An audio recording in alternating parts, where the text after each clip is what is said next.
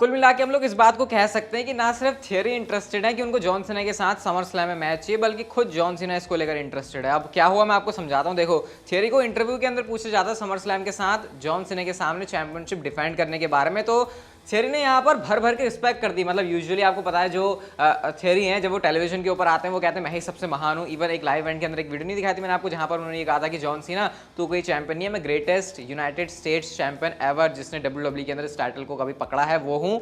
तो इसके बाद अब ये सब तो उन्होंने कहा था कैरेक्टर के अंदर, लेकिन शायद उन्होंने यहाँ पर अपना कैरेक्टर ब्रेक किया और उन्होंने ये कहा कि मैं बता नहीं सकता हूँ कि अगर मैं जॉन सीना के साथ रिंग में होगा, उनके साथ में मैच हासिल करूंगा तो उसकी फीलिंग क्या होगी। मतलब काइंड ऑफ थियरी ये कहना चाह रहे थे कि अगर सीना के साथ उनको मैच मिल गया तो वो ब्लैंक हो गए पूरे कि अच्छा ये क्या हो गया उनके साथ। अब ये तो थियरी का कहना था, लेकिन जॉन सीना का क्या कहना था, उनसे ये पूछा गया कि तुम्हारा फेवरेट करंट WWE सुपरस्टार कौन है। सही समझ रहे हो आप लोग, यहाँ पर जॉन सीना ने किसी और का नहीं बल्कि थियरी का नाम लिया और ये भी उनसे पूछा कि किसको एक एटीट्यूड एडजस्टमेंट की जरूरत है। यहाँ पर भी उन्होंने थियरी का नाम लिया। तो इससे यहाँ पर शायद हम लोग कह सकते हैं कि आपको पता नहीं है कि मतलब क्या है, वो जब जॉन सीना आने वाले थे WWE में रिटर्न करने वाले थे, लेकिन वो रोमन रेंज के साथ फ्यूड करने वाले थे, तो उन्होंने रोमन रेंज के बारे में बहुत सारी बातें कही थी और उसके बाद ही हम लोगों ने देखा कि WWE में आकर जो इनकी राइवलरी है वो शुरू होती है। तो काइंड ऑफ सिमिलर चीज़ हमको यहाँ पर देखने को मिल रही है। और मैंने आपको कहा था कि जॉन सीना का मैच पॉसिबली एज के साथ हो सकता है, तो जॉन सीना वापस तो आ रहे हैं, इस बात के रूमर्स तो हैं। तो आप मान सकते हो कि समर स्लैम के अंदर या तो एज या फिर थियरी होने वाले हैं जॉन सीना के अपोनेंट, अगर जॉन सीना वापस आ रहे हैं। मतलब टाइम फ्रेम के हिसाब से तो लग रहा है कि जॉन सीना वापस आ रहे हैं, लेकिन वो चीज़ है ना कि जब तक मतलब बड़ी चीज़ें हो ना जाए तो उसके ऊपर बिलीव नहीं करना चाहिए। तो John Cena versus theory almost यहाँ पर लॉक नजर आ रहा है। डेफिनेटली मजा तो आएगा इस वाली राइवलरी को देखने में, क्योंकि थियरी काफी मुंह बोले हैं ना, अपने मुंह से तारीफ करने वाले, तो जॉन सीना उनको किस तरीके से बातों से सबक सिखाते हैं वो देखना काफी इंटरेस्टिंग रहेगा। बाकी इसके बारे में आपके रिएक्शन क्या है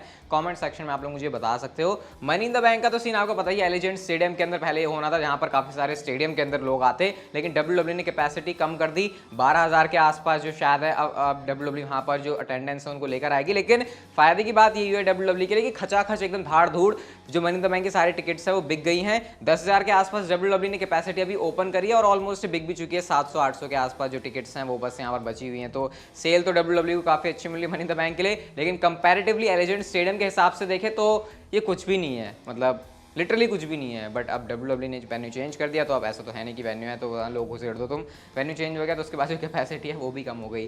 AEW की बात करते हैं, अभी MJF के ऊपर भी आएंगे, लेकिन इस हफ्ते डायनामाइट के एपिसोड पर बैक स्टेज पता है कौन थे, कोई और नहीं बल्कि डॉल्फ जिगलर इस हफ्ते जो है AEW डायनामाइट के बैक स्टेज पर थे। अब इसका ये मतलब बिल्कुल ही मत समझ लेना कि भैया हो गया गया जिगलर गया, इसका भी टाटा गुड बाय हो गया।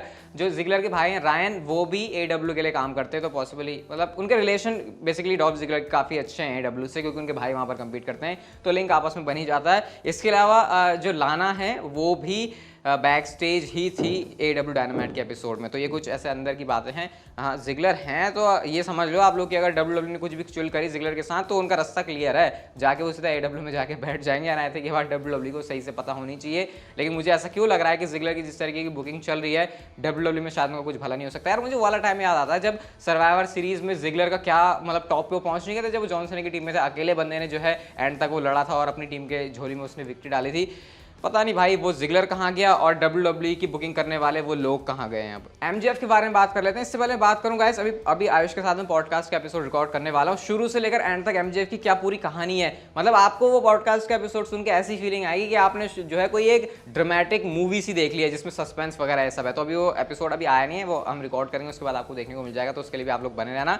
बट MJF की आज की स्टोरी ये है, अपने रोस्टर पेज से हटा दिया है और जो उनकी AEW शॉप है वहां से भी उनकी जो मर्च है उसको रिमूव कर दिया है। MJF ने कल वाली वीडियो देखी होगी आपने तो आपको समझ में आ रहा होगा, टोनी खान को गालियां बकी हैं, फायर करने को बोला है, WWE का नाम लिया है कि WWE के इन सुपरस्टार्स को तो पैसे खिलाता है ये वो वगैरह, उन्होंने बहुत सारी बातें बोली है। और अब इसके बाद AEW का भी ये मूव है कि उन्होंने रोस्टर के पेज से उनको निकाल दिया है और उसके बाद जो है अब उनकी मर्चेंडाइज भी नहीं आ रही AEW शॉप के ऊपर। अभी आपको ये भी कंफ्यूजन होगा ना कि स्क्रिप्टेड है नहीं है क्या है, इसके बारे में डिटेल डिस्कशन होगा एपिसोड में, तो उसके लिए जब आ जाएगा तो आपको बता दूंगा। शायद आ जाएगा, वो कल तक आ जाएगा, तो फिर उसके बारे में और बात करेंगे। लेकिन सिचुएशन भाई MJF ने काफ़ी गर्मा गर्म कर दी है, वैसा प्रोमो भाई क्या डिलीवर करके दिया। अब खैर उसके बारे में क्या ही बात करें, जब एपिसोड आएगा पॉडकास्ट का तो आप लोग वहाँ पर अच्छे से जो है और जान लेना। ब्रॉन स्ट्रोमैन की बात करते हैं तो ब्रॉन स्ट्रोमैन ने कुछ नई डाइट और नया वर्कआउट ट्राई किया और उसके रिजल्ट्स आप लोग देख सकते हो उसमें यहाँ पर आपकी स्क्रीन के ऊपर। हैशटैग मीट कासल करके उन्होंने कहा है, और भैया फिश वगैरह काफ़ी पेल रहे हैं और ब्रॉन स्ट्रोमैन, ऐसा उन्होंने खुद से कैप्शन में लिखा, और ये उनकी कुछ नई फिजिक निकल कर आ रही है। यार वो वाला टाइम सोचो जब ब्रे वाइट में एंट्री, वो वाइट फैमिली के अंदर एंट्री हुई थी ब्रॉन स्ट्रोमैन की, भाई क्या ऐसे पेट फूला हुआ सा मॉन्स्टर सा आया था और डीन एम्ब्रोस और रोमन रेंस को उन्होंने कुचल के रख दिया था। उसके बाद से अगर अब की ट्रांसफॉर्मेशन देखें ब्रॉन स्ट्रोमैन की तो इट इज़ जस्ट इनसेन। मतलब इतना बड़ा बंदा, इतना लंबा चौड़ा बंदा अपने आप को इतना जो है रिप्ड रख पा रहा है, जैक्ड रख पा रहा है, वो काफ़ी अप्रिशिएट करने वाली बात है। बाकी हाँ प्रो रेसलिंग की बात करें तो उनकी अपनी अलग ही प्रमोशन चली है और किसी प्रमोशन के साथ लिंक होकर कोई कॉन्ट्रैक्ट साइन करने का ब्रॉन स्ट्रोमैन का भी कोई प्लान नहीं। अगर आप पूछ रहे हो कि वो किस कंपनी के अंदर आ सकते हैं, वैसे मैं आपको पहले ही बता चुका हूँ, लेकिन आप में से बहुत सारे लोगों को क्वेश्चन उठ जाता है, या भाई वीडियो नहीं देखते यार कभी कभी तुम लोग, तो बता देता हूँ आप लोगों को। जॉन नहीं क्या नाम है इनका, बिग कैश, जिनका नाम मॉरिसी है, दूसरे इंडी के अंदर शायद इनका नाम जॉन भी था।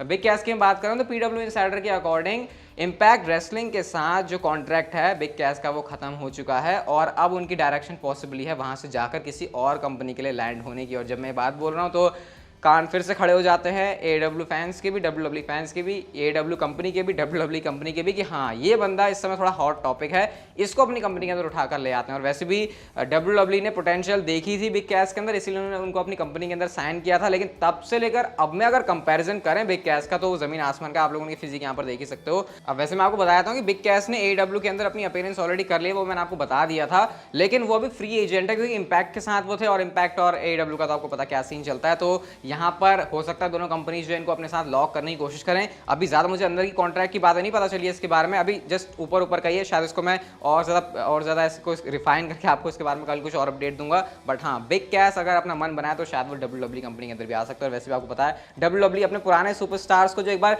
उनको निकाल लेते फिर दोबारा से लेकर आते तो थोड़ी सी वैल्यू देती है, क्योंकि उनको समझ में आ जाता है कि इस बंदे को हमने निकाला था फिर हम लेके आए।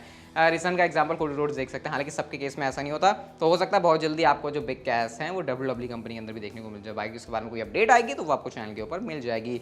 हेल इन अ सेल का सबसे बड़ा मैच, और शायद बहुत सारे लोगों के लिए सिर्फ एक वजह इस साल के हेल इन अ सेल के प्रीमियम लाइव इवेंट को देखने की, Seth Rollins versus Cody Rhodes का hello in a cell match. तो WWE और फॉक्स ने यहाँ पर एक ट्वीट किया, एक बढ़िया सा ग्राफिक डाला हुआ है सेथ रॉलिंस और कोडी रोड्स का, जहाँ पर ये इनका पार्ट 3 होने वाला है, और लिखा है do not miss the conclusion to this epic trilogy at hell in a cell. अब इसके ऊपर सेथ रॉलिंस ने रिएक्ट किया और बड़े मस्त तरीके से कोडी रोड्स को धमका दिया है कि भैया तू किस चीज के अगेंस्ट में उतर रहा है। उन्होंने लिखा Sunday Chicago sold out the nightmare ends. अब नाइटमेयर आपको पता है जो निकनेम है कोडी रोड्स का वही है। अब इस तरीके से सेथ रॉलिंस तो अभी नाइटमेयर वो हैं लेकिन डरा वो रहे हैं उनको, तो ये काफी इंटरेस्टिंग है देखना इस मैच का जो पॉसिबल आउटकम है वो कैसे निकल कर आता है। कल वाली वीडियो जाके नहीं देखी तो देख लेना, उसमें ब्रे वाइट का क्या पॉसिबली रोल हो सकता है उसके बारे में मैंने बात की है। वैसे हेल इन अ सेल में इतना मजा नहीं है सही बताऊं तो यार मुझे, बट ये मैच ऐसा कि इसको देखे बिना थोड़ी रहा जाएगा भाई। क्या इनके बीच अच्छे सीक्वेंसेस हो सकते हैं, क्या इसकी बुकिंग हो सकती है, इसका प्रोड्यूसर अगर मैच का बढ़िया हो गया ना तो समझ लो ये hello in a cell match आपको जिंदगी भर याद रहेगा। अब देखते हैं क्या इसका आउटकम निकलता है मैच का। रोमन रेंस की बात करते हैं तो रोमन रेंस ने 900 दिन पूरे कर लिए हैं WWE के अंदर बिना पिन हुए। लास्ट जो पिन किया था रोमन रेंस को आई थिंक वो कॉर्बिन ने किया था ना TLC के अंदर 2019 में, तो तब से लेकर अब तक रोमन रेंस एक बार भी पिन नहीं हुए हैं और 900 दिन हो चुके हैं रोमन रेंस के बिना WWE के अंदर पिन हुई है। अपने आप में एक बहुत ही कमाल का स्टैट है क्योंकि ये चीज़ करने के लिए तुमको सच में दम रखना पड़ता है और वो दम रोमन रेंस ने रखा है। अभी तो रोमन रेंस के स्टैट की बात होगी, लेकिन guys money in the bank के बारे में मैंने आपको रिसेंटली बताया नहीं था। हेल इन अ सेल में तो रोमन रेंस का आने का सीन बनता दिखाई नहीं दे रहा, लेकिन मनी इन द बैंक के अंदर भी जो एडवर्टाइजमेंट थे वहाँ पर ब्रॉक लेसनर के साथ साथ WWE ने रोमन रेंस को भी गायब कर दिया। तो क्या रोमन रेंस अब उस वाले प्रीमियम लाइव इवेंट के अंदर compete कर रहे हैं? उसके बारे में मेडजर ने यहाँ पर एक कहा कि अभी जो प्लान्स है वो स्टिल WWE के बीच में लटके हुए हैं। मनी इन द बैंक के एडवर्टाइजमेंट से रोमन रेंस को गायब करने का मतलब ये नहीं है कि रोमन रेंस वहां पर compete नहीं कर रहे। इसके पीछे रीजन ये भी हो सकता है कि अब क्योंकि WWE का जो वेन्यू है वो छोटा हो गया तो WWE को लगा वैसे भी टिकट्स वगैरह तो बिकी जानी है, तो क्या इन लोगों को हम लोग पोस्टर के ऊपर रखें क्योंकि टिकट्स तो हमारी बिकी रही हैं, तो क्यों ना कुछ सरप्राइज एलिमेंट टाइप का WWE कुछ प्लान करके रोमन रेंस को मनी इन द बैंक के अंदर लेकर आया। वैसे ओरिजिनल प्लान्स थे रोमन रेंस वर्सेस रिडल के मैच के, अब शायद वो चेंज हो सकते हैं अकॉर्डिंग टू मेडजर। तो ये रोमन रेंस के बारे में अपडेट है, बिल्कुल होप्स गिराने की जरूरत नहीं कि हेल इन अ सेल के अंदर नहीं आ रहे तो मनी इन द बैंक के अंदर भी नहीं आएंगे। मेरे ख्याल से आना चाहिए और आना ही चाहिए भाई। तुम कर क्या रहे हो, तुम्हारे रॉ स्मैकडाउन की रेटिंग्स नहीं देख रहे हो तुम लोग। तो ये कुछ सीन है रोमन रेंस के बारे में, कुछ पॉजिटिव अपडेट है उनके मनी इन द बैंक के स्टेटस को लेकर। बाकी अगर आपको वीडियो अच्छी पॉजिटिव लगे तो लाइक कर दो यार, चैनल को शेयर, सब्सक्राइब, नोटिफिकेशन बेल को ऑन कर दो and see you guys in my next video.